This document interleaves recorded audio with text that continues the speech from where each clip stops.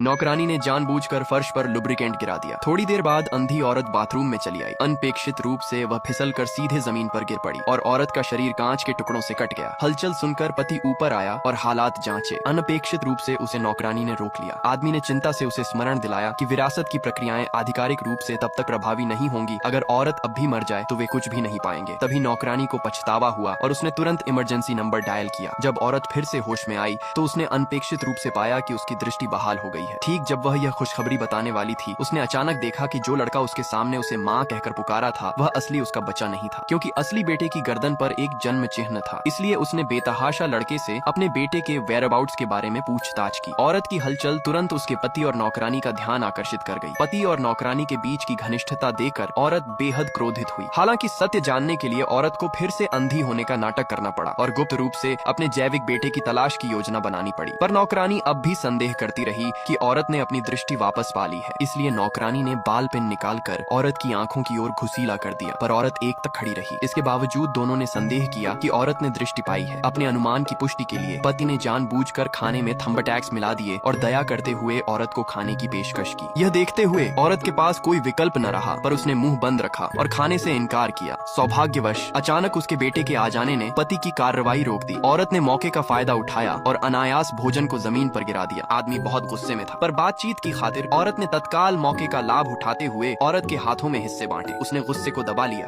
फिर से शर्मिंदगी से बचने के लिए औरत ने कहा कि वह घर जाकर इक्विटी ट्रांसफर समझौते पर दस्तखत करना चाहती है। यह सुनकर पति ने अपने मन के संदेह एकदम दूर कर दिए। वह औरत को घर ले जाने के लिए बेताब हो उठा, पर जब औरत घर पहुंची तो उसने पाया कि घर पहले जैसा नहीं रहा। नौकरानी की चीजें हर जगह फैली हुई थीं। पर शाम को घर में नौकरानी ने विरासत की योजना लागू कर दी। पति ने गैस पाइपलाइन काट दी, घर की सारी खिड़कियां और दरवाजे सील कर दिए और फ्यूज लिविंग रूम में रखा। एक बार फ्यूज जलेगा तो घर फट जाएगा। जब औरत ने कुछ अजीब देखा तो घर पहले से ही कसकर सील किया जा चुका था। उसी समय एक लड़के ने उसे बचाया। जब उसने लड़के को धक्का देकर दूर करने की कोशिश की तो उसने पहचान लिया कि यह उसका असली बेटा ही था। इस बीच नौकरानी ने पहले ही फ्यूज जला दिया था। इस निर्णायक समय पर मालकिन ने एक पत्थर की मूर्ति उठाकर अपनी सारी ताकत से कांच के दरवाजे को तोड़ा। तुरंत ही जोरदार धमाका हुआ और कमरा जोर से हिला। दोनों खुशी से झूम उठे, सोचकर कि उनकी साजिश सफल हो चुकी है। जैसे ही दोनों अपनी संपत्ति पर कब्जा कर लेने के जश्न मनाने लगे, उन्हें पता नहीं था कि औरत पहले ही भाग निकली थी। दोनों बच्चों के बाद उसने अपनी शादी की अंगूठी सिंक में फेंक दी और बदला लेने की कसम खाई। भागी हुई औरत ने अपनी अंगूठी उतारकर स्विमिंग पूल में फेंक दी और न्याय की मांग और अपने पति नौकरानी से उनका खून चुकवाने की प्रतिज्ञा की।